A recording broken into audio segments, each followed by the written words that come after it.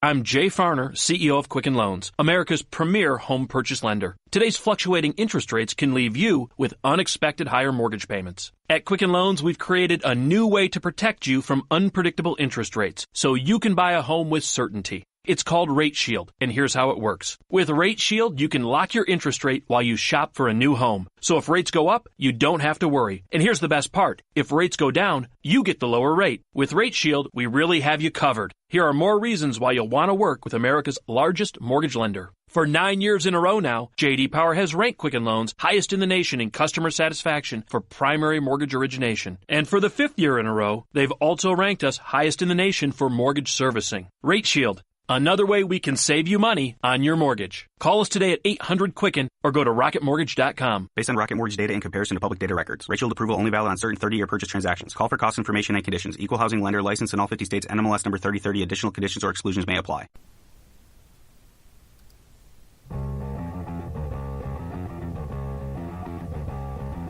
TV party tonight! TV party tonight! TV party tonight! TV party tonight! We're gonna have a TV party tonight! Alright! We're gonna have a TV party, alright! Tonight! We've got nothing better to do than watch TV and have a couple of brews. Everybody's gonna hang out here tonight! Alright! We'll pass out on the couch! Alright! Tonight! We got nothing better to do than watch TV and have a couple of brews. Don't talk about anything else. We don't wanna know. We're dedicated to our favorite shows. And tonight, our favorite show is Titans, brought to you by the good people at Berlanti Productions, DC Entertainment, Warner Brothers Television, and Weed Road Pictures. I am your host, the Mandated Reporter, and frankly, I'm mortified, Mr. Mark Radulich. And joining me to talk Titans tonight, no, not the Tennessee Titans, but the DC Titans, Beast Boy, Robin, Starfire, and Raven. Ladies and gentlemen, the host of source material in his own right, the disapproving dad, the man that makes the Radulich and Broadcasting Network empire tick and move forward. He's the man. He's the old Jewish man behind the curtain pulling levers. Ladies and gentlemen, Jesse Starcher, how do you do, sir? Well, I didn't expect to be Jewish today. That's for damn sure. It sneaks up on you. I have to be honest. You never know. You never know when you're going to be Jewish. No one expects the Jewish Inquisition. That's right. So, Good God. so it's a lot of haranguing. It's a lot of haranguing over tips and whatnot. So anyway, you tell me. I'm going to be talking Titans. I got 2 words for you, Mark Radulich. What would those 2 words be? Oh, fuck, Batman. That's damn right, buddy. I'm excited to be here. Oh, and that cute giggling you hear in the background is don't call her the token girl. She's a part of the Radulich and Broadcasting Network family. She's the Lord and Master of Honeysuckle Rose Creations. If you've got geek jewelry on the mind, she has a bridge she wants to sell you. Ladies and gentlemen, she's the girl who loves her corgi butts. It's Alexis Hayna. How do you do, madam? I'm doing good. Glad to be here. Eddie's in the background here, ready to bark and interrupt again. Fantastic. All right, so you're at home. You're doing your thing. You're singing a song, and you happen to catch on the interwebs that not only is DC Comics an extension of Warner Brothers doing their own streaming service, adding to the rising number of paid streaming services, but the anchor to this thing is that they're going to put on original content, starting with a Greg Berlanti produced Arrowverse type Teen Titans live action show. Jesse Starcher, your first reaction, aside from ugh, is what? Well, I'm not hating on it. Have I seen the trailer? No, you just okay, the information just falls into your lap and tickles your sack and says, okay, there's going to be a live action Titans with an Arrowverse aesthetic. Okay. All right. Well, boy, if there isn't, if there's a DC property that I'm most aware of when it comes to TV, other than what's on the CW itself, that's going to be the Teen Titans, because as I mentioned there on our show, or on my show, Source Material, a lot of what I know about the Teen Titans was from cartoons that my daughter had watched. So all of these, that's kind of what I had going through my head, was like, okay, well, I've seen the Teen Titans, but man, a live action Arrow-esque version of these guys. Problem was I hadn't read anything involving the Teen Titans, at least extensively. I've every once in a while I'd come across an issue here or there, and of course in the comic books, compare that to Teen Titans Go, it's a bit different. And especially I found that out recently when we did our coverage of the first 8 issues of Titans from New Teen Titans from 1980.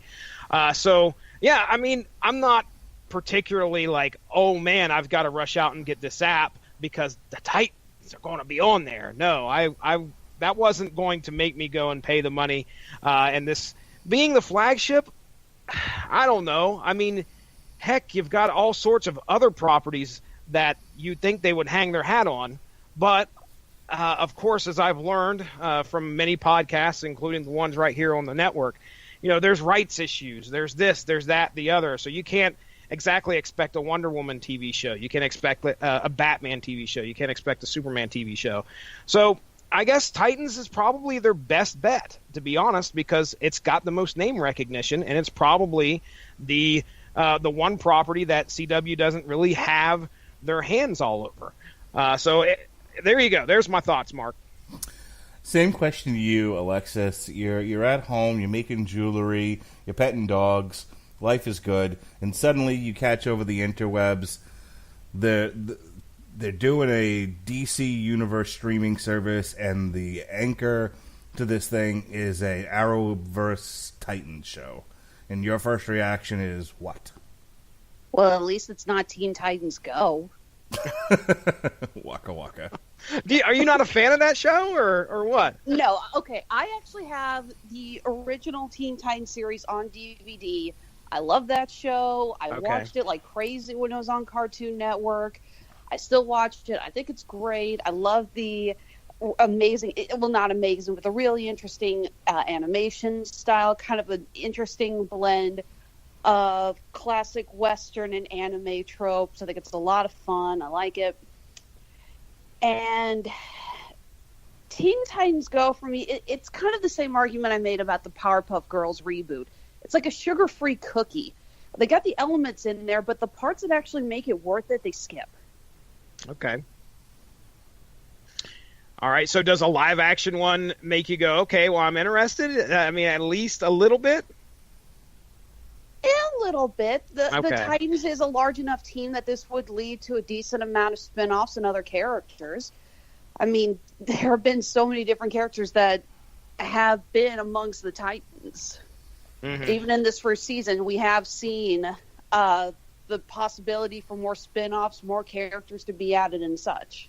So staying with you for a moment, and, when it comes to, toxic masculinity and or making sure that something resembles exactly the source material and having zero tolerance for anything that, that isn't 100% the source material. That's not you. You're pretty accepting of, of the powers that be sort of playing with the source material and doing different things.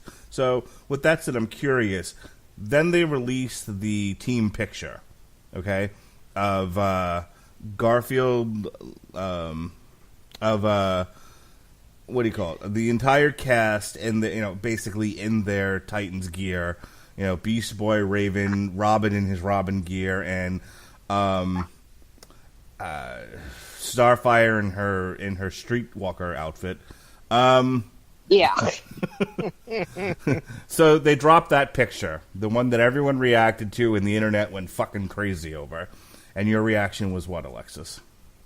Mostly my reaction was anger, and not at the picture at first. The anger was directed at other people who were freaking out because the actress playing Starfire was black, which was really annoying. It's like, I don't care that Starfire is played by a black actress. The character of Starfire has very dark orange skin, so, I think actually being played by a black actress is not that bad of an idea.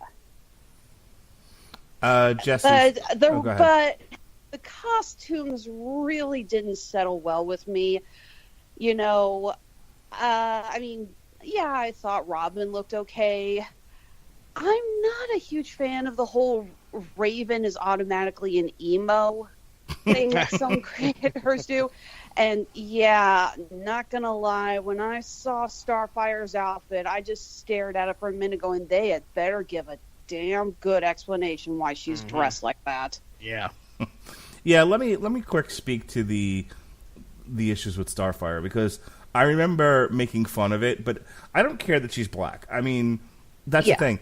Any ethnicity could have gone and they could have made play Starfire, considering the fact that Starfire should have been orange.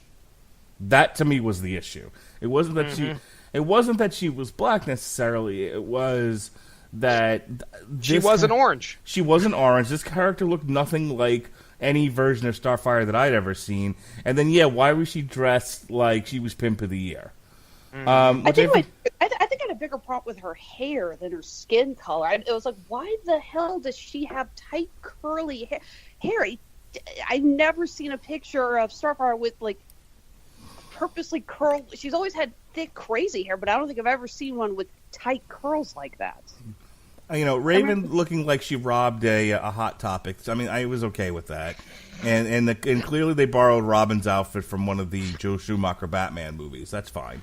And then the other issue is Beast Boy isn't green. He has green hair. I was like, meh. Yeah.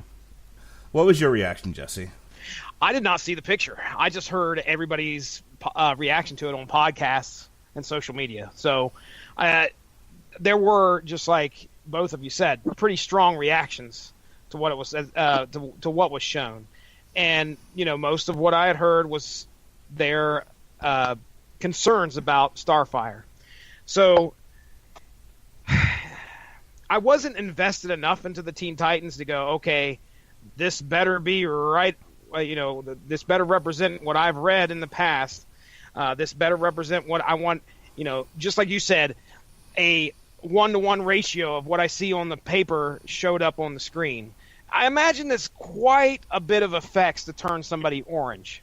So I can probably give them some leeway in regards to that.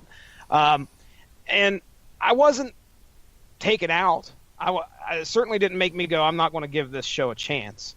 It was interesting to see how they were going to make it work. If anything, I think a lot of people did not have enough faith in this cast and enough faith in the production crew and the director and all that to make this actually work. And that's unfortunate, because that's, you can't judge a book by its cover, literally and figuratively. So you see it, you can't just go and write it off. And boy, do we know quite a few people that do that. And thinking through the years that Arrow has been on, and then The Flash, and just kind of sticking with those two shows, the two Arrowverse shows that have been on the longest, I can't think of a villain or another hero that's been on either one of those shows that I thought they did a bad job of. That I was like, oh, okay, television budget, got it. Mm-hmm. In all honesty, over the last, say, 10 years, I think the worst adaptation of any character I've seen on screen was Doomsday. And that was in a feature. That was in Batman v Superman. Where they made it look like, they made it look like used renderings of the Abomination from The Incredible Hulk. I thought it was unused rendings of the cave troll from Lord of the Rings. That too. Yes. Yes. I was so unimpressed with Doomsday and that whole bit from that movie, but I know that's not what we're talking about tonight, so. Seriously, we cannot get distracted by that. We'll never get back. Even in Gotham, I think they do a halfway decent job of bringing a lot of Batman's rogues gallery to life. The fact that the fact that they brought his rogues gallery to life before they brought Batman to life is a whole other podcast. But so let's get into the show itself. So we saw the pictures, we saw the news that they were doing this, and now we've opted. Despite all of that, to sit down and watch this thing. I'm going to open it up to just initial reactions to the series in total, and then we'll kind of break things down into parts and kind of go back through it with a fine-tooth comb. Let me tell you that, for me, it was kind of like Venom for me. Hi, Alexis. There you go again. Starts off kind of slow and irritating. And when it ended, I was confused. And I was like, wait, what? But the middle of it was actually not too bad. There was some stuff there in the middle of the series that really got my attention. And I felt like it had finally somewhat found its voice and its legs. And it kept me interested. But it took a little while to get there. And then by the time we got to the end, I'm not going to lie. I'm actually kind of excited for it. But that's only because of the cliffhanger ending. Overall, and I mentioned this on source material, I felt like I drew a comparison to Kevin Kline talking about cursing on HBO for the first time, where they're given this platform and they kind of went for low-hanging fruit, fuck Batman, with the cursing, and didn't really use it effectively. I also, despite the fact that they have the appearance of the nuclear family, and there is an episode where they fight the nuclear family, I never really got the same sense of this is a superhero show the way that I get from The Flash or Legends or Supergirl, where my reason for watching this is I want to see the comic book characters really come to life, and I want to be brought into that fantasy world. And while this almost felt like one of the Netflix Marvel shows, like a Jessica Jones or something like that, where it's just this one long story, and that works to one degree or another. Your mileage may vary, as we like to say. For me, not enough of what make the Arrowverse shows fun, and too much of the relying on sort of the grit and anger of some of the worst parts of the Marvel Netflix shows, if you catch my meaning. I'll go to you first, Alexis. You demanded. You kicked down the doors here at the Rattlegion Broadcasting Network and said, I have things to say. So you watched the show. You have things to say. This is the time. What did you think overall? There were 2 episodes that I enjoyed. Ooh. Wow. The introduction to the Doom Patrol and the backstory on Hawk and Dove. Those were both very well done episodes. And I actually am interested in the Doom Patrol series because I like what they did with the characters. A little perplexed on what they were going with for Elastigirl's powers, but still intrigued. Then I don't know why, but I like Brendan Fraser doing the voice of Robot Man. That just works. Oh. Are you going to stop there, or are you going to start laying into why you didn't like it? Yeah, I was like, don't keep me in suspense. Go. You can tell us why you hated it. So I binged this whole thing in about 2 days, as I think I mentioned on our She-Ra TV party tonight, because I got the calendar screwed up and thought we were doing it back then.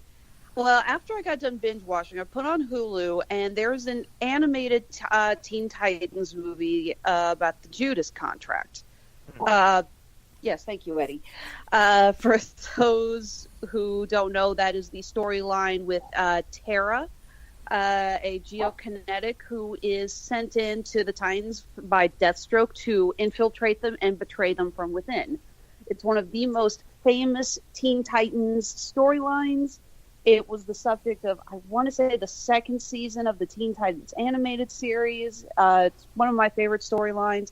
And I watched it and I realized why I didn't like the Titans live actions, why I hated it so much, was that I felt like they were teasing us and not following through enough with what they promised us.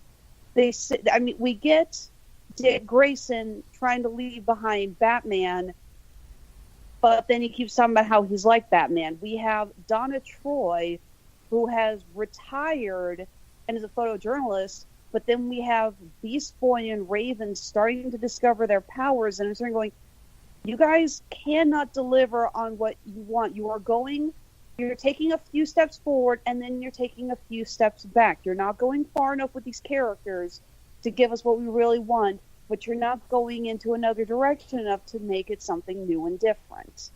I feel like I felt we were getting disappointed, and we are not given a good amount of either situation. You know, I don't want to see Donna Troy as a photojournalist. I want to see these Titans coming out with their powers. I want to see them fighting together. I want to see actual Titans as a team. I don't want to see what we got.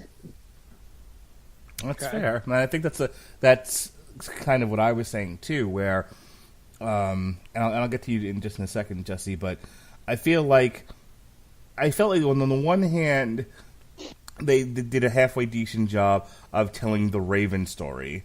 On the other hand, I felt like it was at the expense of really giving us a cohesive Titans team. It felt like the series was focusing too much on Dick and on Rachel Raven. Mm-hmm. I felt like Corey and Gar were just side notes in their own thing, which is really annoying because Beast Boy is one of my favorite characters. I want to see more of him. And for the love of God, why the hell did they just have him turning into a tiger? I understand that there's a budget. I understand they can't make a ton of CGI animals. But why just a green tiger? It got so old.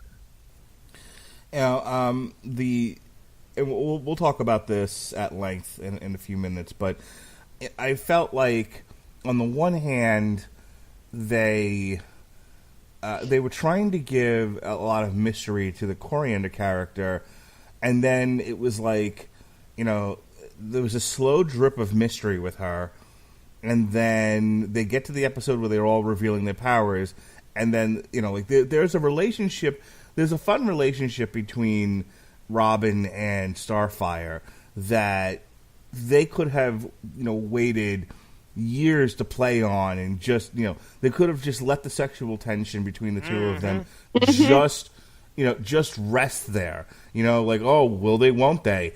And it was like, it was like a child with ADD. It was just like, no, fuck now. Okay, sure. We're having a pizza party, as Patton Oswalt would say. So it was like, there's a lot of tonal and there's narrative problems with this where they can't figure out the pacing. That's the word I was looking for. There's a lot of tonal and pacing issues with this show that make it very jarring. Go ahead, Jesse. Okay. Well, I certainly was not upset with this series. I actually really enjoyed myself watching what was going on. Now, there's a couple words that you used that actually I've found myself to be fond of, especially in some of the Marvel Netflix series, and that is gritty and brutal. And there was a lot of that throughout this series. I had a good time. I you talk about pacing, and those concerns have been echoed from other podcasts that I've listened to that were talking about watching and experiencing this series. They said that some of it felt really slow and like it dragged, and then some of it was, really pretty fast paced. And why are they in bed right now? Wait a second, slow down. I didn't have those hangups. I don't know if it's just because I don't have much of a history with the Titans. Teen Titans Go was on my TV, but I wasn't sitting down watching it. That was, me catching it and passing with my daughter watching it. So I didn't have a lot of those hang-ups, and I was more excited about some of the action that we were getting on the screen. Yeah, Beast Boy not turning into anything but a tiger. I chalked that up to kind of like, okay, well, he's kind of, I'd assume he's learning his powers, although it seems like he's pretty comfortable, or maybe he just feels like, okay, well, I can't turn into anything but a tiger, and maybe he'll learn to do that later. Robin dealing with that darkness inside of him, I like that aspect. Corey's character, Sunfire, I dug most of what was being presented to me. And then we get the stuff that was peppered in. All those DC, I wouldn't call them Easter eggs because they were just, straight out there, like the Doom Patrol. Oh my goodness, everybody was excited about that when they showed up. And then, Jason Todd. We had quite the spoiler Facebook post by one of our buddies here on the Rattlemanship Broadcasting Network that set things afire. But that right there was an epic reveal to me when Jason Todd shows up. I'm like, okay. So there were things in this series that kept me involved and interested. And, I almost forgot. Can I just say that I think that this theme song to this show gets me pumped up every time I want to watch. It's like the most aggressive theme song I've ever heard. And every time I start an episode, I'm like, let's get this shit going. Here we go. I'll give you that. The music was pretty good. The heavy bass drum. Yeah. Yeah, that was really good. Just bringing you in and getting you ready. But, I understand everybody else's concerns, and everybody's different, so I have no problem with that. I enjoyed it. I had a good time. And, whatever else we're going to get into, specifics-wise, I can't wait to talk about some of the characters, some of the events that happened. So, well, let's go ahead and do that right now. Let's look at our main cast here. What did you guys think of Brenton Thwaites as Dick Grayson, a.k.a. Robin? I'll let you go first there, Alexis. What did you think of the guy, our leader here, for which almost the entire series rests on, and if he breaks, the whole thing kind of falls apart? What did you think of Robin? Well, when I first saw the cast reveal and pictures of him in the costume, I thought it was a pretty good choice. He definitely looked the part. I mean, it's a hell of a lot better than him playing Orlando Bloom's son in the last Pirates of the Caribbean movie. Is that who that was? Yes. All right. Yeah, I actually, I thought as far as the lead goes, he had he had plenty of charisma. I thought he looked the part. I kind of goofed on the costume a little bit, but the costume looks pretty authentic. I think I've always had a problem though with outside of Damian Wayne and his entry into the Teen Titans. I always had sort of an issue with Robin leading that group, because here you have a bunch of heavy hitters, with actual powers, and then there's this, kid running around, and like it made more sense when he was Nightwing. It always looked kind of goofy when he was Robin. But in the comic books, I was kind of hoping that he would act before the end of the season. He would don the Nightwing or make at least a name drop to Nightwing. That's where I thought this was going, and it may still be going there. But I don't want to jump too far ahead because I really want to talk about that ending. But that's where I thought this was going initially, was when he burned the Robin costume, and as a way of signifying, I have to divorce myself from this former path and start something new, something meaningful to me, something closer to my own heart. I thought, okay, well, if he's going to continue to be a vigilante, then here we go, Nightwing, let's do this. Yeah. And I was really excited for it.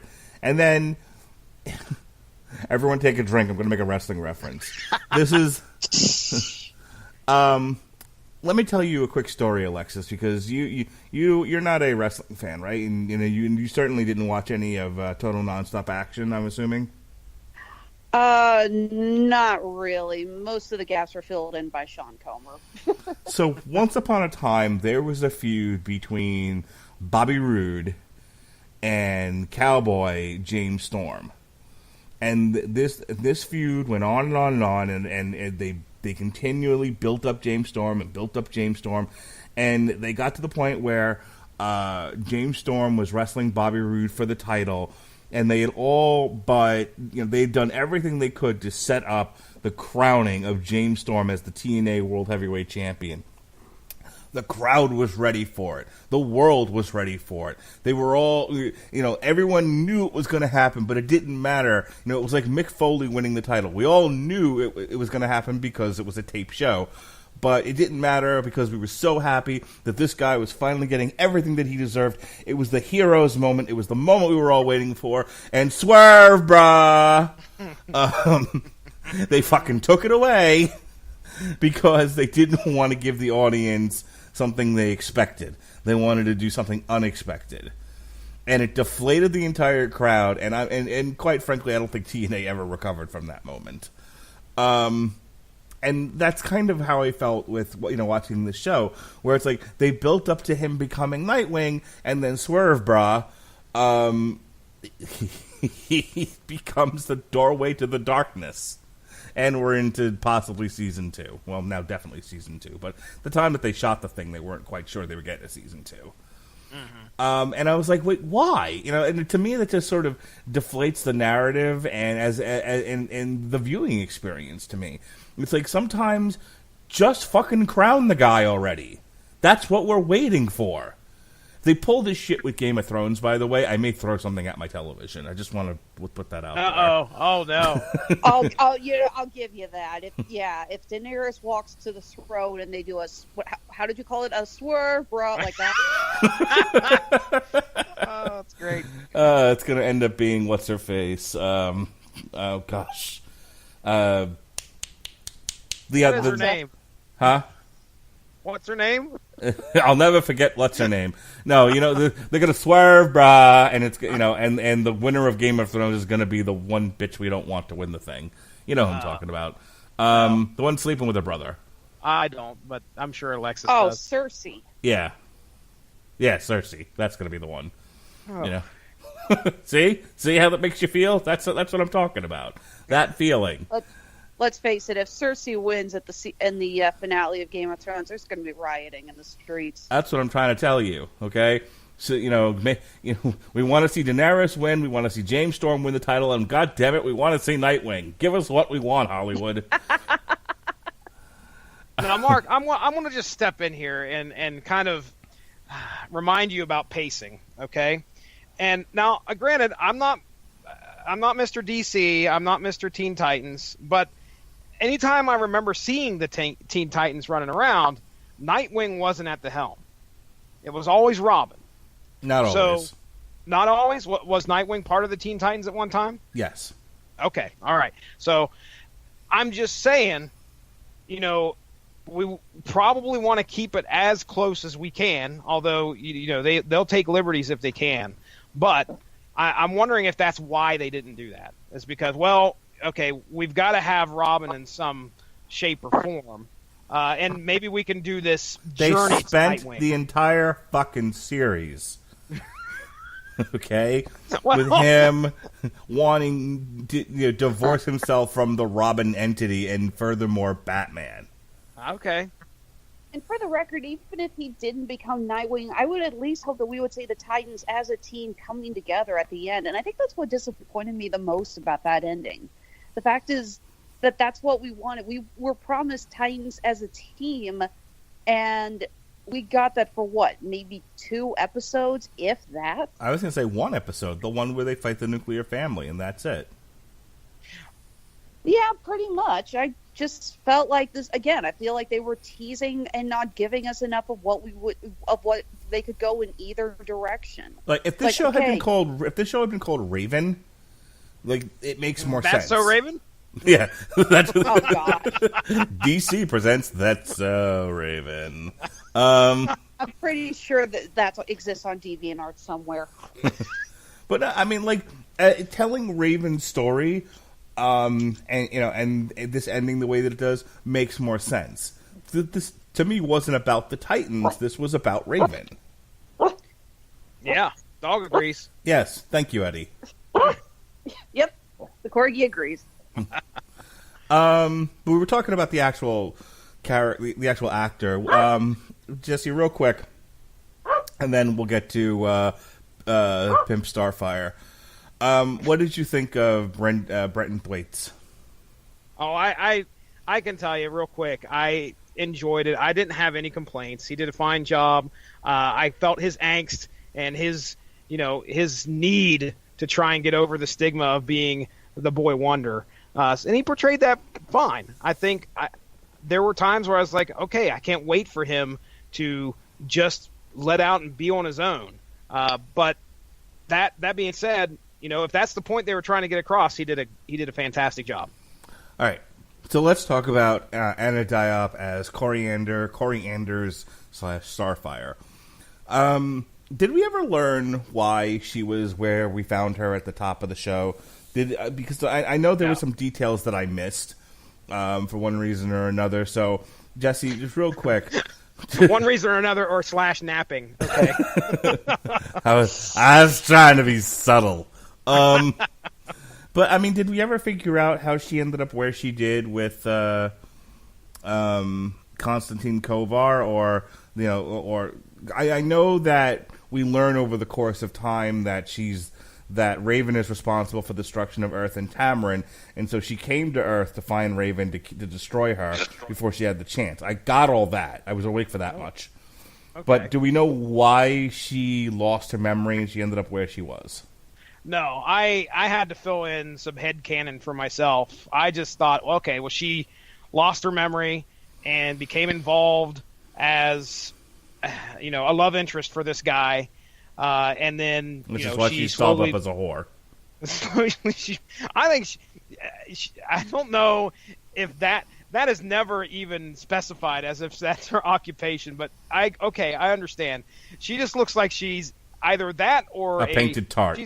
She's going to the club. It's one of those nights. But that's the only thing I could guess. I was just like, I originally thought like, okay, Corey's not an actual person. Like this consciousness got beamed down into somebody's body. But no, obviously she's in the ship before she lands. And then how she becomes human, or if she's human, I assume she's human-like when she lands. And then she forgets everything, becomes involved with that dude, and then slowly begins to remember everything, and then incinerates her previous lover. As to how we got there, I don't know. You and I just read the Marv Wolfman take George on Perez. And George Perez take on the Teen Titans. Yeah. Starfire was a certain way. Do you think they in any way captured that characterization in this particular iteration? Good question, because really there are a lot of... I think if you were going to pick a character out of the 4 that we got for the Titans, she's definitely the furthest from what I think we got in that iteration. At no point does she stand in front of Robin and say, "I'm glad you came, Dick." No, she does not. Although that might have happened off camera. You never know. So, a deleted scene. So, there's times where, the whole alien background, okay, that's pretty faithful. The whole ship thing, I saw that, in the comic. But they didn't do the whole, alien outside of Earth kind of fish out of water story. Right. Other than her just dealing with the fact that she's trying to figure out where she came from. So, I mean, she's probably the furthest from what we see in the actual comic. She has green eyes, and she has fire powers, so that's pretty close. That's actually what it is. But, Starfire doesn't really have fire power. She can fire star bolts, which I've always seen characterized as green. I always thought it was kind of like a plasma bolt kind of thing. That's after, you saying that, I remember in the book, the 8 issues that we read, that's what I think Donna Troy was calling them. She was calling them star bolts. Mm-hmm. And yeah, I don't remember her catching anything on fire in those first 8 issues. Did she, Mark? She didn't, did she? You know what she also didn't do? She didn't deep throat somebody to learn English. I almost said that, but I didn't want to take away your thunder, sir. I'm just, I feel like in the writer's room, they put up a picture of Starfire from the comics, and they were like, no, there's no way this works in a real live television show. Let's change it. Okay. And I don't feel like... Anna, let me go ahead and give credit to poor Miss Anna Diop, who I believe has abandoned Twitter. Everybody should. Yes, everybody should. Just delete your Twitter accounts, faggots. You know what? I'm on Twitter under protest. Anna Diop, as an actress, given what she's given to work with, I mean, it's not her fault they wrote her the way they did it. It's not her fault they drew her badly. No, they gave her the material they gave her, and she did the best job she could with it. I don't believe she gives a weak performance. I think she's just fine. I think she's a perfectly adequate actress in the role that she's given. I think the role that she was given was a very shitty written role. I was not completely displeased with what she did. I wasn't invested a whole lot into her story. Of course, it was, really when things pick up is when she realizes she has to kill Raven. Yep. That's when I was like, okay, here we go. But for 5 minutes. Yeah. The rest of the story, as we lead up to it, is like, okay, she sees flashbacks. Wonderful. She's got powers. Wonderful. But, again, it wasn't anything offensive to me. It was just that it wasn't as interesting as the rest of everything that was going on around her. I'm going to give you the last word on Miss Anna Diop as Starfire. Alexis, anything you want to bring up or add to the conversation? I just got to ask. I was willing to deal with the purple party dress and everything when we first see her. It's clear that she was dressing seductively. I assumed she was just trying to get information on Rachel. I don't know. I'm guessing the criminal had dealings with the Trigon cult. That's all I could put together. And I'm starting going, okay, fine, maybe there's a reason she's dressed like that. Where did she get the other 2 purple outfits in the show? They go to Bruce Wayne's safe house, and all of a sudden she's changed into a flashy purple pantsuit. I'm going, where did she get that? Wait till we talk the Runaways and we try to figure out how one of the characters, even though they've run away and they're currently homeless, continues to do makeup every other day. Can't wait. As for where she got the purple pantsuit, well, if she got it from Bruce Wayne, then clearly it was originally the Joker's. Oh. Headcanon, ladies and gentlemen. Headcanon. She's wearing the Joker's outfit. All right, let's talk about Teagan Croft as Rachel Roth, a.k.a. Raven. I mean, I thought the actress herself, she's the other one where if she's not working, the whole series, I think, doesn't work. This is a character who clearly they were like, let's not do too much with her in the first season, even though the whole thing is about her. Let's kind of reserve how powerful she is and the kind of things she can do for, if we get a second season, for that. By the way, that's my biggest complaint about Titans. This whole thing felt like a tease for a second season, which they didn't know they were. I mean, I don't know if you know the history of this, but this was supposed to be on TNT originally, and it just got stuck in production hell for a while. And then when they decided to do this DC streaming service, they got it out of mothballs, finished it up, and said, okay, we're going to need original content to get people to buy, to shell out the $10 for this. First of all, somebody actually still watches TNT? I hear there's probably at least 5 medical dramas on there and maybe a Law and Order episode. Yeah, maybe. And secondly, this is something that DC really does have a problem with. They try to instead of focusing on what they have right now, they try way too hard to plant the seeds for what's going to come in the future. We saw that with Titans. We saw that with Batman v Superman in the Justice League movie. They seem too concerned about starting a franchise than they do about actually telling a concrete story. Yeah. I mean, credit where credit's due. Most of the Greg Berlanti shows do a really good job of stretching things out over the course of 22 episodes and not giving away the entire farm to where you go to the second season and you don't have anything to work with.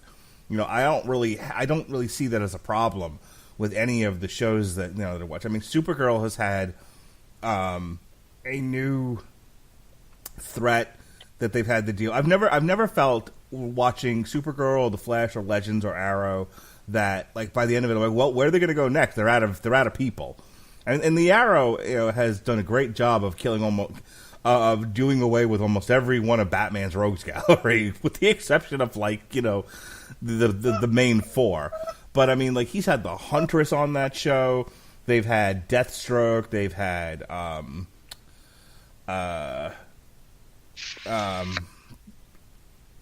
Brother Blood, the Merlin. Oh, wow. They've had a lot of characters, both from the Batman rogues galleries and Arrows, and yet they continue to dig into some of the lesser known characters and do fresh stories. I mean, like for the last two seasons, the current season, the previous season, the main bad was someone called the Dragon, which was from like a 70s comic. So, like I said, they've done a great job of saying, "Hey, this is what we're working with for this season. It's good enough to give us 22 episodes. We'll sprinkle in some other stuff, and it's going to be fine. And then and then if there is another season after this, like there's more places we can go." Whereas this doesn't feel that way. This feels like they were purposely holding back, but because they knew they were going to get more seasons at some point. So, like, this kind of goes back to what we were saying before about not taking things far enough. This all just feels like tease. Like the finale in episode 11 really should have been a mid-season finale instead of a season finale. You know what I'm saying? Yeah. And yet they chose one of the most powerful villains to go up against, Trigon. I mean, Trigon is the ultimate definition of evil, literally, in the comics. Thank you for your contributing squeak there. What I love about that is you're saying the ultimate evil in the background and going, wah, Squeak, squeak. I gave him a toy stuffed shark with a squeaker in it. He loves it. Oh, baby, shark, do. Sorry. No. Negative. But no, I don't know. In the animated series, Trigon was introduced. Well, he was introduced. We saw him briefly in the first season, but he wasn't introduced as a antagonist until the fourth season. They fought Deathstroke, they fought Terra, they fought Brother Blood, and then they fought Trigon. I'm starting going, well, if you're introducing Trigon this early, where do you go from this? I don't think that's a problem. I mean, I think if you're telling Rachel's story, you kind of need to deal with Trigon, and they've only just begun. I mean, they've barely touched the surface of dealing with him. I mean, in the series of Teen Titans that we just read, I think they did away with Trigon in 3 issues. Yeah, right into the butthole of space, and so he's gone. According to, at the end of that, apparently he comes back though. So as they always do. In the Justice League versus Teen Titans, I believe they also deal with Trigon. And by the end of it, Trigon's gone, and she's kind of free to roam about the cabin. So I'm not as worried about that as such. I just, I keep going back to they spent 11 episodes, and she barely makes any progress as a character. I think that's my biggest issue. I mean, Teagan Croft, as an actress, did the best with what she was given, but as a character, I just don't feel like there was much movement with her.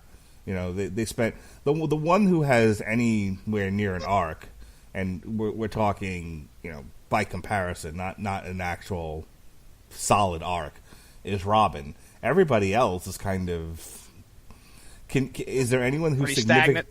Yeah, is there anyone who's significantly different by the end of that series than they were from the beginning?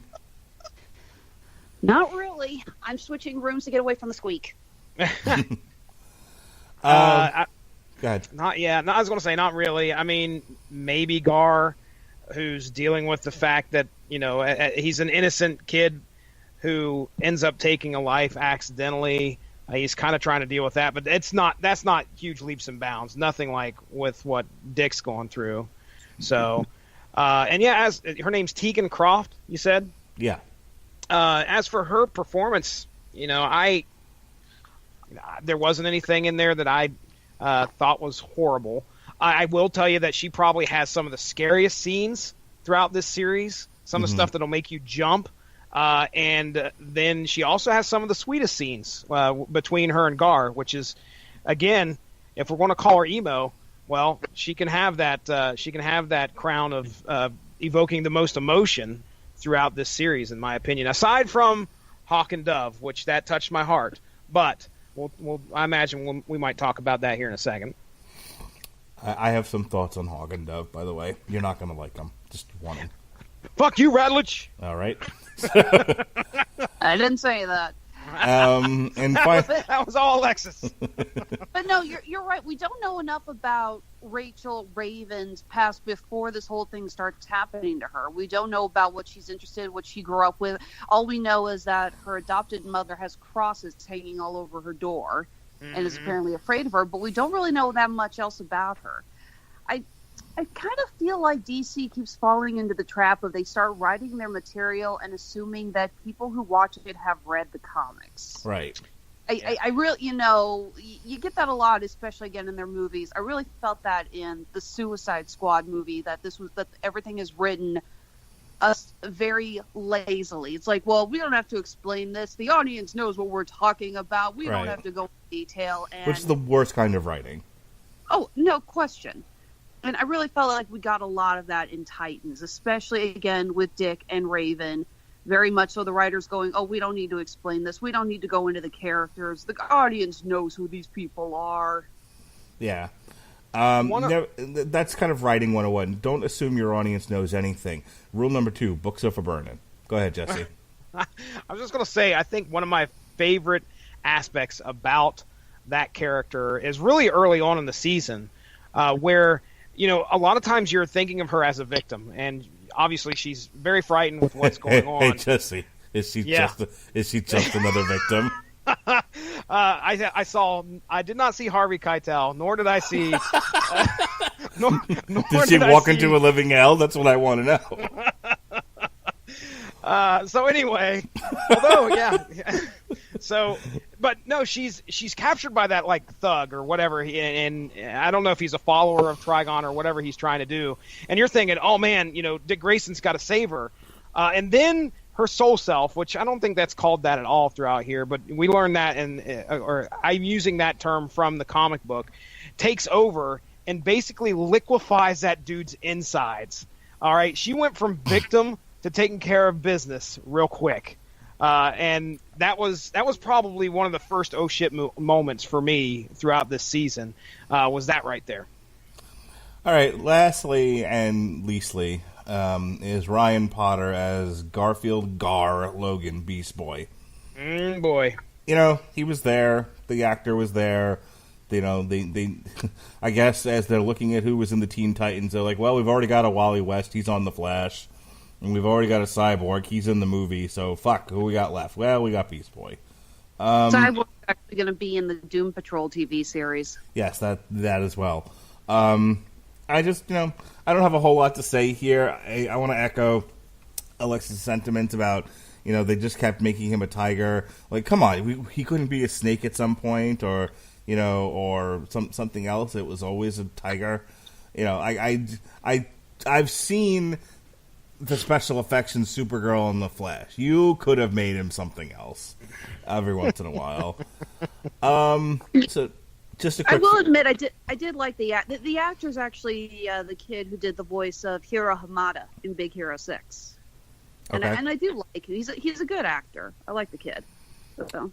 Jesse, anything on this one? Because if not, I want to kind of move on to some other stuff here and then start to close out. Now, Mark Radulich, you're 40 years old at least, 43. Just like I am, and you're a 40-year-old male. Okay, you have a wife, you have children. Older than 40. All right. Now listen, one of the things that lit up TV time was the relationship between Garfield and Raven. Okay, Beast Boy and Raven. But I'll tell you right now, the women love this guy. All right, there was nothing but posts about his smile throughout all of the TV time stuff.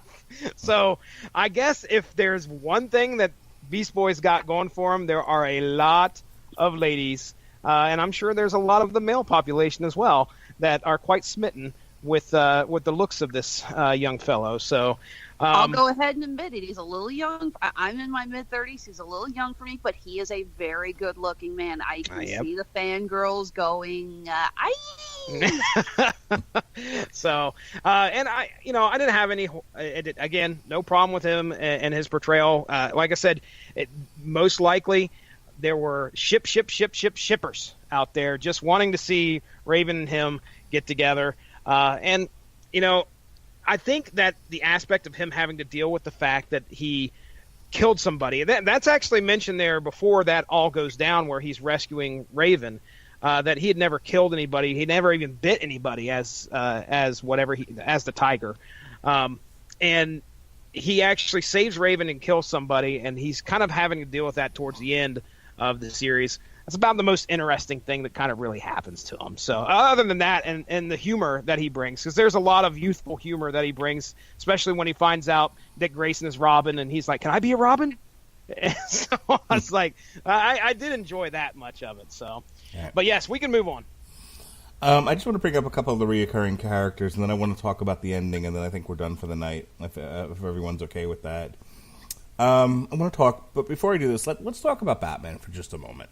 Okay, so the whole origin of Batman is you have this guy, and he realizes that walking the streets of Gotham, punching ne'er-do-wells in the face is the wrong way to go to clean up Gotham. He adopts this motif, this mask, the Batman. Now he already knows how to hide in the shadows, but the whole concept of Batman helps in that effect. He realizes that criminals are a cowardly lot, and that if he disguises himself as this beast that stalks the night, he can use fear as an ally. So it makes it to a degree, if you're going to be a vigilante, a night creature who stalks the shadows makes sense. You mind telling me what is the point of the two pigeons calling themselves Hawk and Dove and what they're all about? Well, I looked at those costumes and I'm like, as much as I'm a big fan of use the authentic costumes from the comics, this was one of those examples where I'm like, nope, this doesn't work, scratch it. They looked ridiculous. And neither one of them have any powers. They're just people.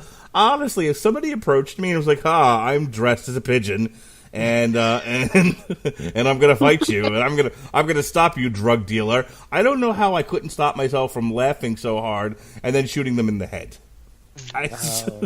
So I say all that, Jesse, because I know how much you love the Hawk and Dove characters. I thought they were the most asinine thing in the show, and didn't understand why we spent this much time with them. Jesse, your rebuttal. Okay, well. You're supposed to say, okay, fuckface. Let me tell you what for. Well, they immediately address exactly what you're saying right at the beginning of when you're first introduced to these characters. I mean, one of the, they got Hawk hanging there by his wrists, and one of the guys is like, who the fuck is this guy? What is he supposed to be? They take that exact sentiment and address it right up front and in your face. And then what happens to the bad guys, Mark Radulich? What happens to you who criticize the Hawk and the Dove? You get your ass whipped. That's what happens. I fell asleep. Of course you did. So ass whipped, you get your junk cut off. Yeah. Oh man. And granted, they did get a little bit of an assist from Dick Grayson as Robin. But there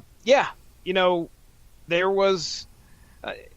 I really I come out of that episode, I don't know much about Hawk and Dove. I said this before. I don't know much anything outside of Armageddon 2001. Let me just stop you. Go for it. When Jimmy Olsen and Supergirl decided that it was not enough to just take pictures and be supportive of Supergirl, that he had to take to the streets. He had, whoever the character was, I can't remember the name, build him a suit, which was made of armor, and he got a shield, and he got a helmet, because he was a human with no powers, and he needed to protect himself from the danger of the streets. What is protecting them in those ridiculous chicken outfits that they're wearing? I'm certain that they have armor or some type of armor, built-in stuff in that. They're at least that was my wearing assumption. fetish gear. That's fetish gear, sir. Whatever, man. Whatever. Okay. They're paying homage to the good feathers. That's what they're doing. The good feathers. I don't even want to ask. Don't ask. Don't ask. Alexis knows what I'm talking about. Never ask. The God Pigeon says, "Go fuck yourself." I have to ask for an explanation now. What the fuck? Because there's somebody out there that's listening to this going, "What are they talking about?" So I'll be that guy. Do you ever watch the Animaniacs? Yes. The God Pigeons. This is the Animaniacs bit. Animaniacs segment. Yes. Got it. All right. It was a parody of the Goodfellas, but they were pigeons. Very good. Complete with the God Pigeon. Obviously, a giant fat pigeon mumbled everything he said and always had to have an interpreter nearby explain what he said. Got it. All right, so explain why we needed to have these two in their fetish gear. Well, all right. I guess the only thing that I could say is that they wanted to bring something in from the DC universe, and this may be the only thing that they could get a hold of to bring them in. Now, I'm not a big enough fan of Hawk and Dove to say, okay, well, these guys were so faithful to who they're based off of. Now, as to why they needed them, I don't know. I found it a nice little respite from the story that we were having.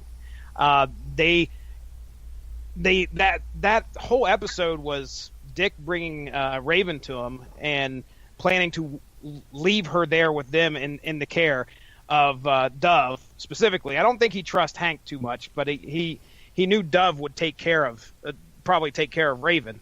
And so there's you go. You know, that's the only thing that I can think of is that they were a necessary evil in order to try and get Raven off of Dick's back, I guess you'd say. But I still love the portrayal of the characters. I came out of that episode going, I am a fan of Hawk. If there's anything the that you remember, drug-using ex-football player who was sexually abused, who also once played Aquaman on Smallville. That was that guy? Yeah. Oh, wow. So, Mark, I'm a big fan. I like his character. I think his character has depth. Okay? Shut up. I think his character has depth. I think his character, he's the Punisher of this series. There it is. That's what I was looking for. Yeah. You finally said it. Street level starch says it right now. Except that you know the difference? The Punisher's wearing armor, and all he does is paint a skull on his chest. He isn't walking around in a chicken suit. Guess what, Mark? You are going to walk up to Hawk, on the street, and you're going to think he's a joke, and then he's going to whip you. That is the danger. With his feathers? He's going to wing me. Okay, got it. Hawk and Dove, my two favorite characters. Well, I'd say Hawk definitely. Dove, I mean, her arc, especially towards that second episode that they have where we looked at the past and how they came to be, that was, that was something else. See, that's the thing, is that was actually my favorite episode of this first season. I thought that episode was so well done. Mm-hmm. You get to know these characters. You understand them. You know why they do what they do. It really was the best episode, and it didn't focus on any of the main characters. And you question why they weren't shot the first time they tried to do their thing in the street. I wish you would have fell asleep for those episodes. I really wish you would have. Oh God! Let me tell you the amount of times I was out there selling drugs and I got beat up by a ballerina in a chicken suit. Let me tell you. Oh, like you guys didn't enjoy the scene where the ballerina takes her clothes off. I'm straight as hell, and even I know she's hot. No, look, I didn't say that at all. Listen, if she's, I'm fine with her, in all of that. But I'm sorry. For the first episode, the second episode of the entire series, and we're already into Hawk and Dove, and I'm like, no, this is dumb. I'm sorry, sir, didn't buy it. Okay. Anything else on Hawk and Dove? I'm trying to think if there were. No, I mean, like I said, I enjoyed it. I mean, Alexis, you said you really enjoyed that second part of it. I just didn't get why there was the forced shipping between Dick and Dawn. Yeah. I mean, again, she's gorgeous, and I don't mind them, mentioning maybe that he and Dawn had a tryst in the past or something. It's like, okay, there's a little bit of something there, sure. But then in that final episode, there's his fantasy is that they're married and she's pregnant with the second kid. I'm like, really? That's where you're going with this? Well, hang on. We've been building up to it all episode here, but I want to get there. I'm going to open it up to you guys as far as the Nuclear Family or the Doom Patrol or any other or Jason Todd or Jason fucking Todd. Let's talk about Jason Todd real quick. I liked the kid who played him, Curran Walters. I liked his portrayal. I thought, I thought as creating a Robin character who the fans of the comics will want to murder in cold blood. Yes.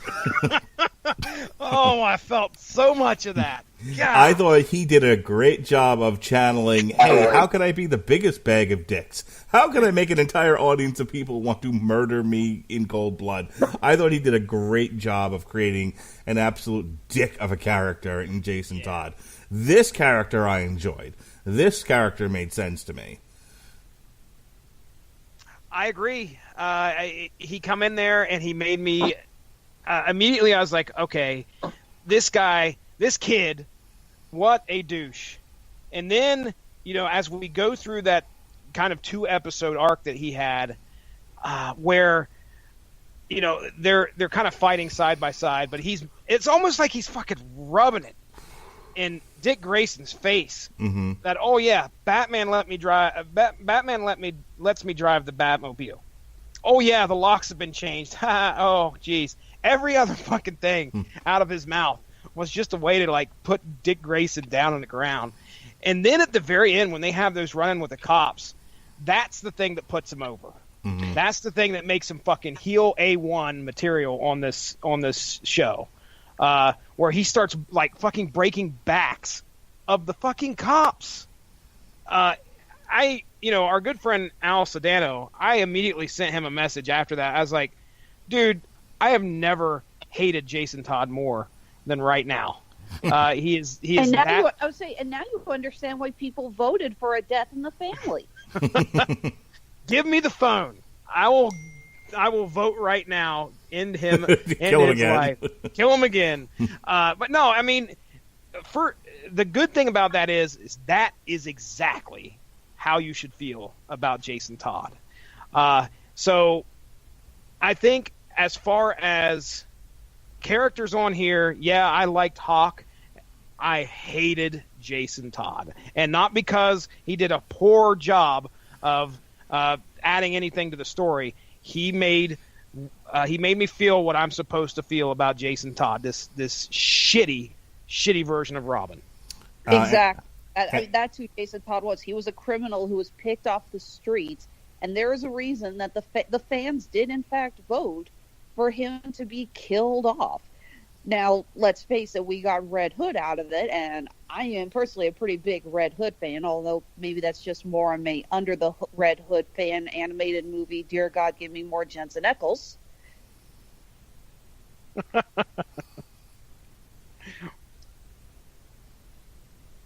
Okay.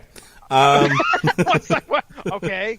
I admit it. I'm a woman, and I want to hear Jensen Ackles voice or play Red Hood. Look, I enjoyed Under the Red Hood too. I just was wondering if there was a second part to that sentence. Okay. No, I just figured quit while I was ahead. Gotcha. All right. Anything on the Nuclear Family, real quick, Jesse? Oh, they were odd. They were something that was right out of It just made it was like right out of a Norman Rockwell painting. And then, had you ever read anything with the nuclear family in it before? Because I had no idea who they were. Me either. I have no clue. I didn't know if they existed. I'm pretty sure the nuclear family were like androids in the comics. So, just a real quick break. My son came down here, handed me his tablet, and told me to type in inappropriate on YouTube. Guess what I'm not doing? Not typing that in. Why he's asking me to do that, I have no idea. That's my 4-year-old, ladies and gentlemen. Did you give him his bread and water and send him back to his cell? Oh, he's 5 years old. Do you want your bread? Do you want your bread? You good? Yeah, he says yes. Sorry, I had to interrupt. If the dogs can interrupt, I guess Colton can too. But do the dogs go need ahead, bread? Sorry. All The right. dogs got the crust earlier. They've had enough bread. I'll be right back, ladies and gents. All right. The most sidetracked podcast I think we've ever done. Do you want to talk a little bit any more about the Doom Patrol? Like I said, I actually am interested in the Doom Patrol series. I like the casting for it. I like what they did. I love the design of Robot Man. It's corny as hell. My dog just sneezed on me. Excuse me. I like Matt Bomber as Negative Man. Again, I don't really know what they were trying to imply with Rita's powers. I mean, she's Elastigirl. She can grow to monumental sizes. She can't stretch out her body like the Incredibles Elastigirl. I'm sorry. Go ahead. No. Go ahead and finish. So, I have no idea where they were going with that, but I am intrigued with it. I just kind of, I don't know. I kind of like it, and I have to admit, I did like the scene with Beast Boy and the corny joke to Robot Man, because that was such a huge part of the animated series. That Beast Boy always had the corniest jokes in the world, and I loved he just dropped that one, and Robot Man actually kind of laughed at it. I thought that was a nice touch. So I was just kind of flipping through the Wikipedia pages we were doing this, and I had such an issue, and I want to talk about it now. We're finally here. About how the series ends. Now, initially, the series was supposed to be 12 episodes, but I guess when they knew they were coming back for a second series, they took episode 12 and decided that would be the premiere of the second season, which now makes that ending make a little bit more sense, regardless of whether or not they knew they were getting a second season or not. I don't know if you got that, Jesse. The 11th episode was made the season finale after the fact. Oh, okay. And that the 12th episode got moved to be the season premiere of season 2. So let's talk about this ending. So they finally they are tricked, they are hornswoggled, they are bamboozled into unearthing. Metzledorf. Yes. Metzelflixt. They are tricked into bringing Trigon into this world. This is what it's all been leading up to: is releasing Trigon so that he may devour the world and go on about his business. And then there's a sudden shift between episode 10 and 11. Episode 11 doesn't pick up where 10 left off. It picks up with it's supposed to be 5 years in the future. Dick Grayson has given up the vigilante life. He has made Dove his wife, and they've given up the chicken suit. They have a child with one on the way. And Robin and Dove. Two birds in a tree. Go ahead. Yeah, actually, it's kind of, I was saying, when my husband came down when I was watching this, he was like, so who's that? And I go, it's Hawk and Dove. He's like, so wait, Robin, Raven, Hawk, Dove. How many bird superheroes are there? Hawkman, Hawkeye, Hawk your mom. So anyway. Hawk up your ass. Hawk up your ass. Hawk out the window. All right, so, and our story picks up where, he's living the life. He's a Los Angeles County police detective, and he's taking care of his family, and he's taking care of business, and suddenly his perfect Norman Rockwell-esque world is rocked when a crippled Jason Todd shows up and says, hey, you better come back to Gotham. Batman has lost his mind. He's determined to kill the Joker. The Joker has killed, the Joker had killed Commissioner Gordon. And so Batman has had, enough is enough. It's time for a change. Take a drink. And he's going to kill the Joker. So, and you have to go back and stop him. And so he does. We find out that Beast Boy and Raven have gone off to college, and everything is fine there. Coriander has adopted an earthling lifestyle and become a FBI agent.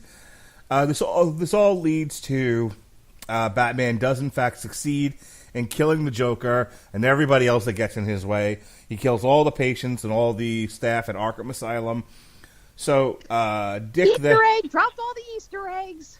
Yeah. And then Dick gives up the identity of Batman. He tells the authorities that it's Bruce Wayne. They assault Wayne Manor.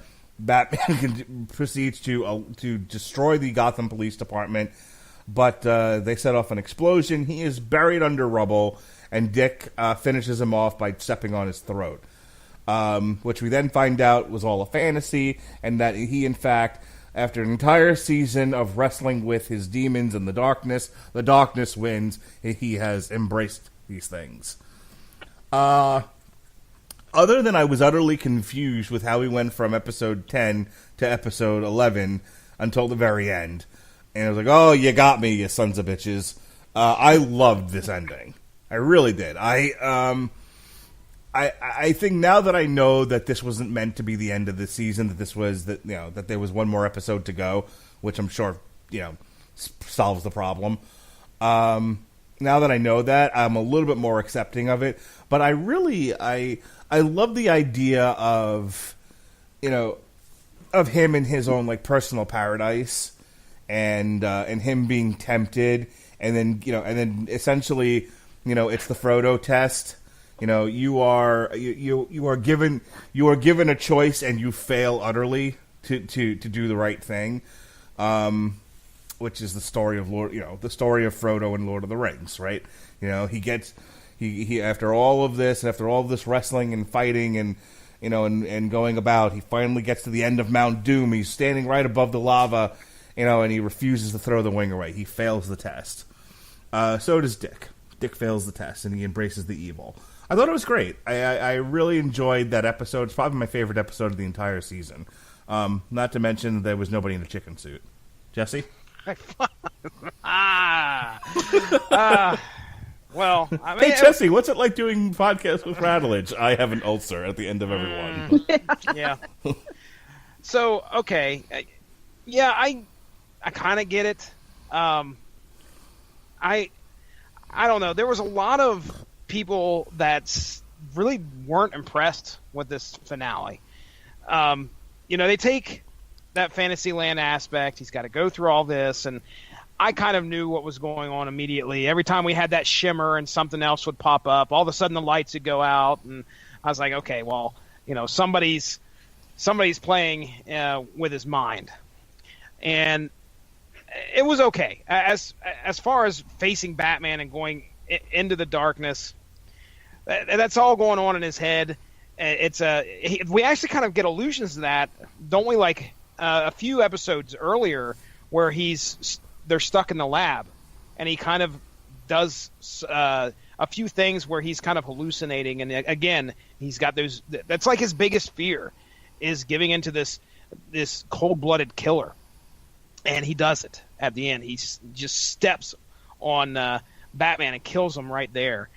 So, and he mentions throughout that whole episode, there's a line that Batman wouldn't cross. There's a line that he wouldn't cross, and of course, then we find out that Batman's crossing this line pretty frequently now, to where he's killing everybody and innocent civilians and cops and all this other stuff.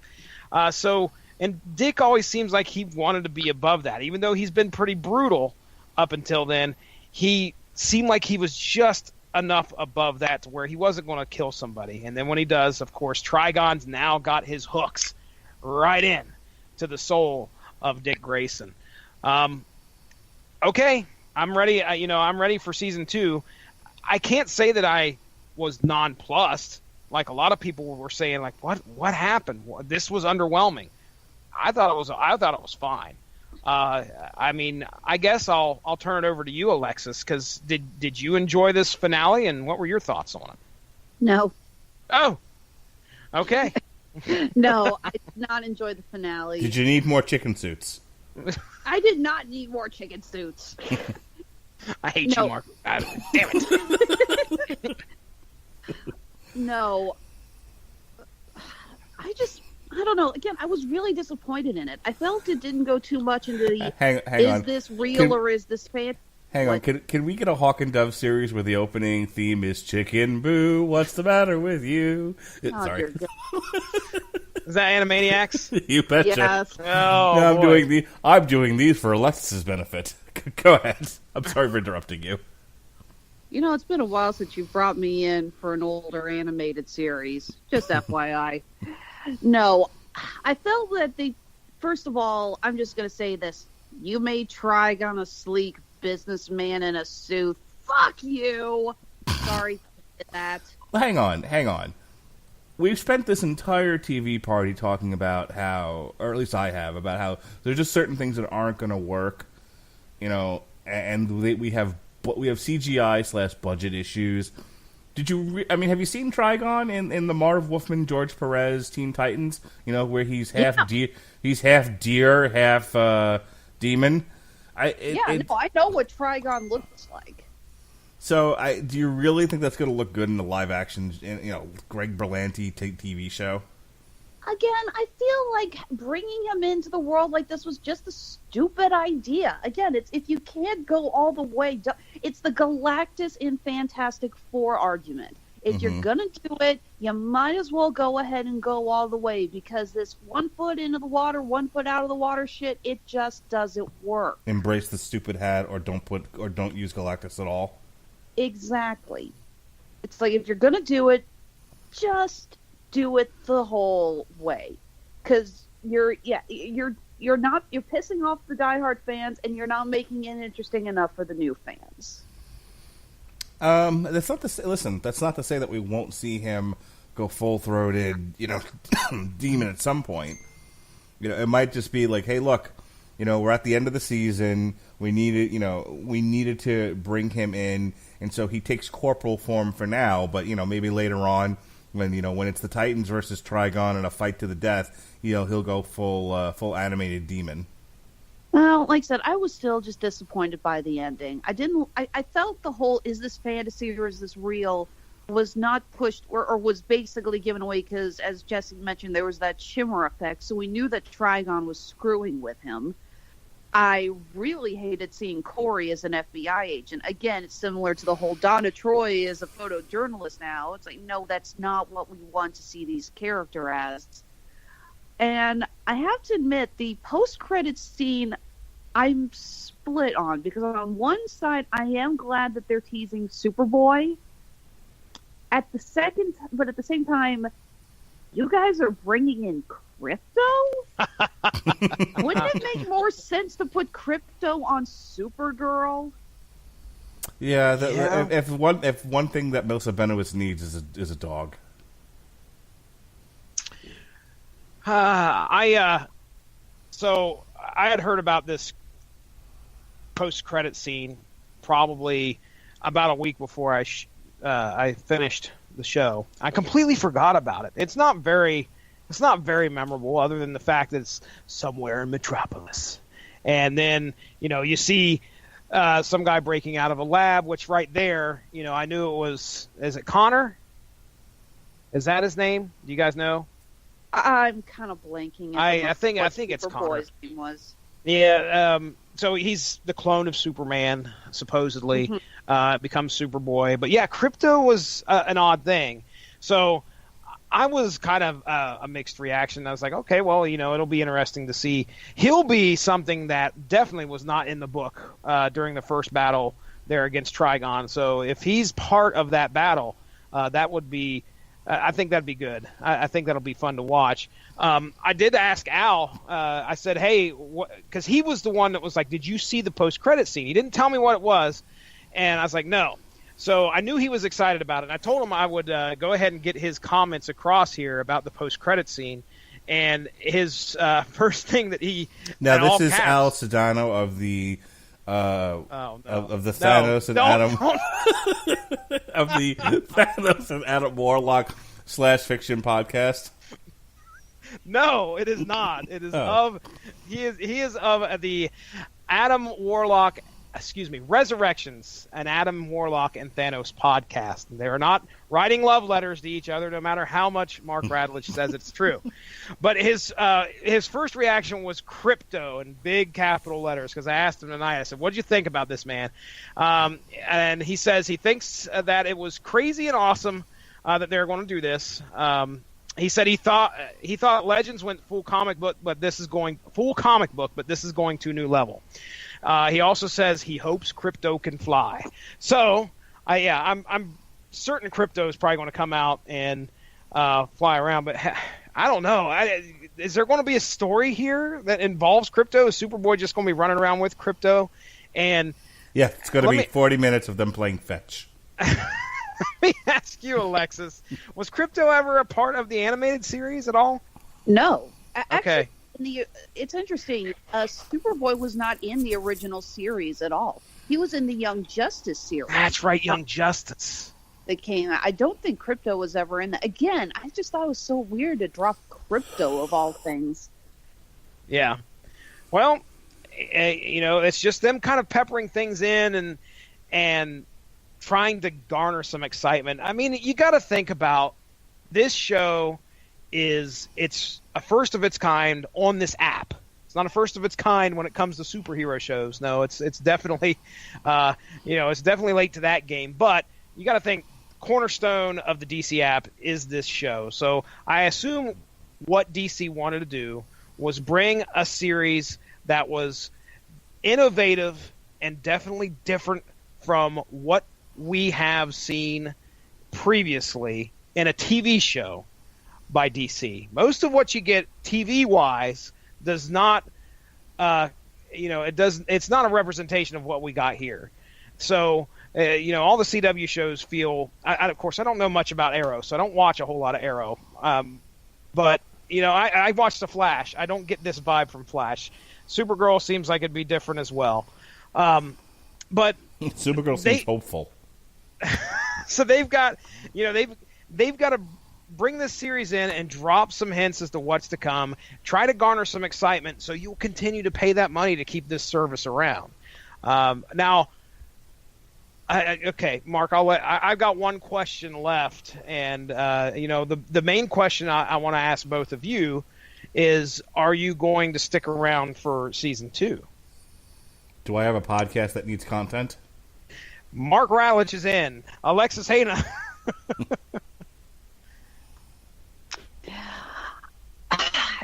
Is it a bad sign that I want to see it just so I can talk with you guys on the show? Because it's like, okay, if it's good, I'll enjoy it. If it's bad, I'll get to, rant and rave on the show. So, no, that's perfect. That's perfect. You're participating in a discussion with us. You're either going to suffer along with us, or we're going to make fun of your suffering, one or the other. So, yeah, I think that's perfectly fine. But if you didn't have a podcast to go on and talk about it, would you continue? Probably not. Okay. All right. Again, I feel that the writers were too lazy in just saying, oh, well, they know.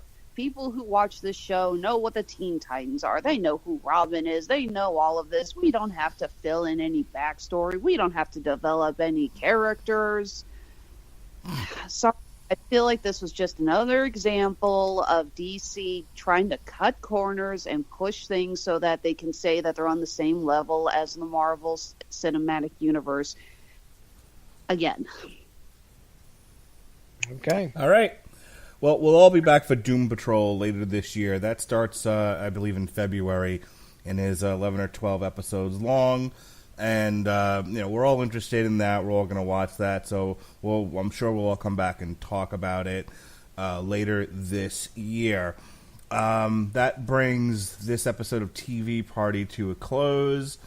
Tomorrow night on the Metal Hammer of Doom, myself and Jesse Starcher will be reviewing the new Soilwork album, Verkleitenhaven. This Friday, myself and Sean Comer possibly could be doing an on trial for Unbreakable. If you're wondering what happened to the on trial for Judgment Night, Sean did not remember we had a show. So, Judgment Night, released on its own recognizance. Judgment Night! So we're going to move on to the next docket, and that is M. Night Shyamalan Ding Dong's Unbreakable. Next week, the Source Material podcast brings you Nude Nuns with Big Guns, brought to you by Jesse Starcher. It's a fantastic movie. No? That's not what we're doing? The Superblog team up they will not want to do anything with us ever again. Ever again.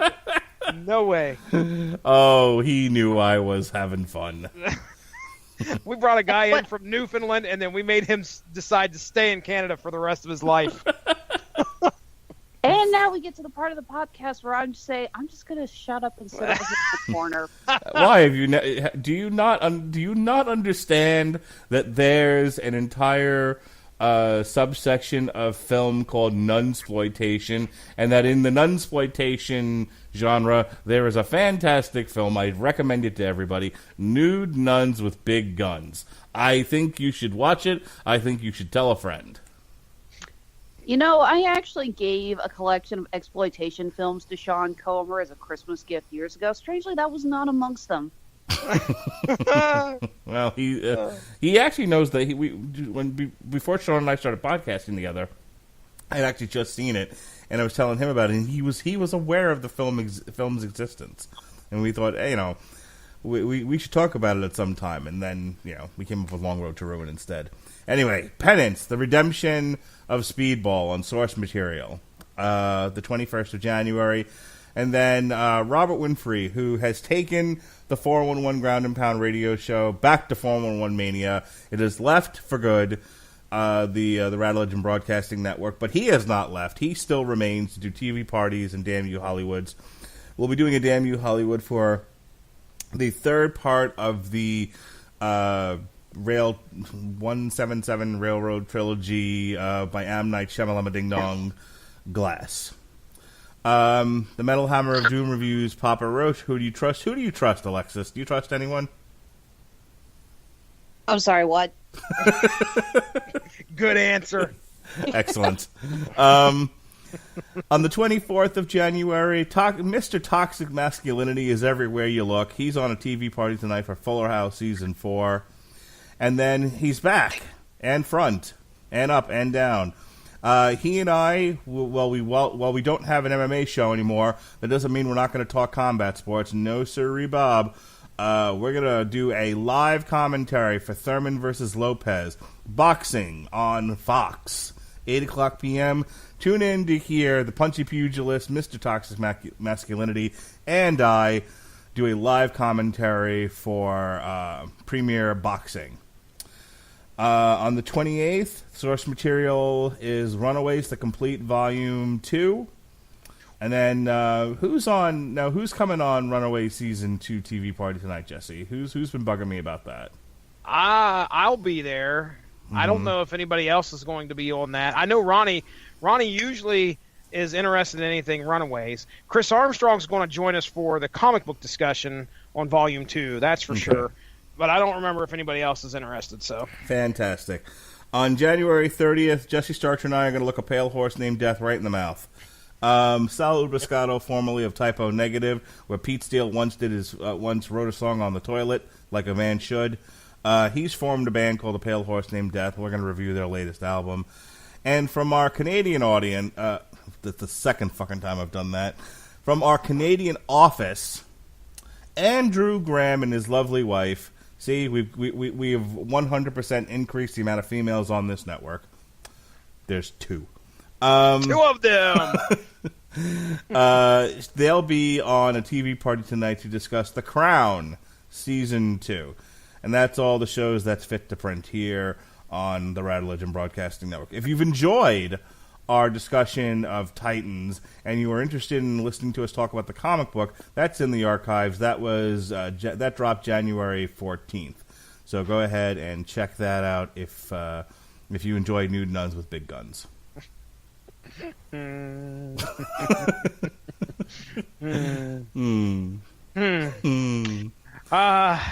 Kick it to one of us. I think you got to give it to Alexis next. No, I think we should just continue to have a sigh off. No.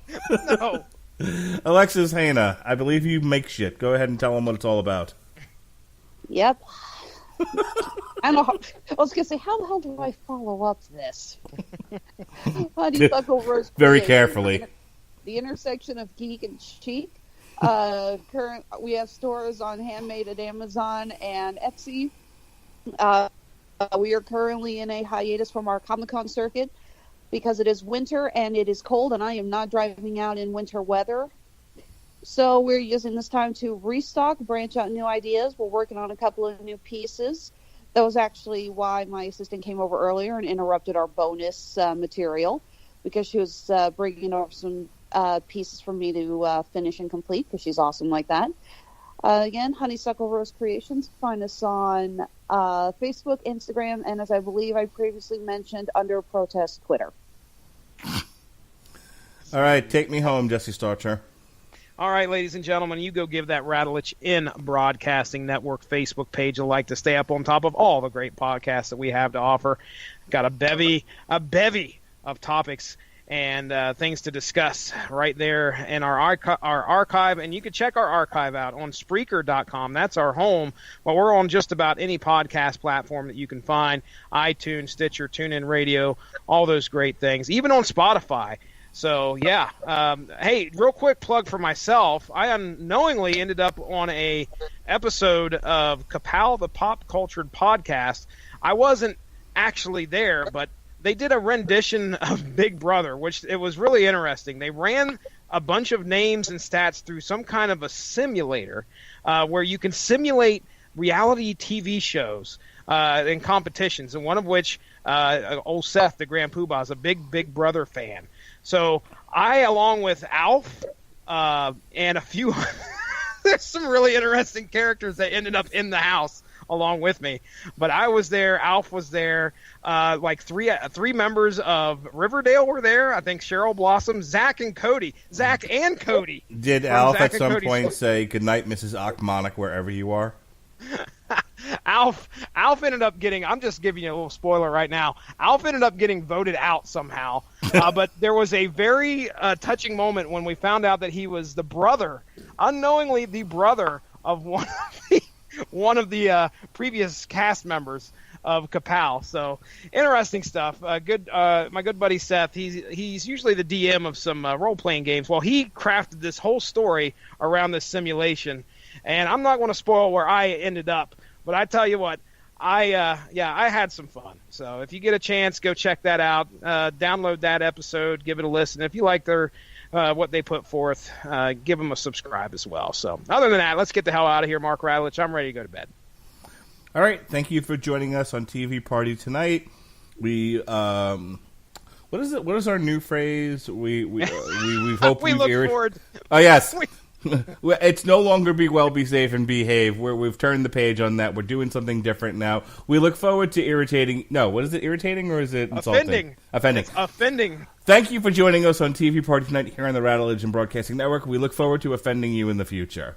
Have a good night.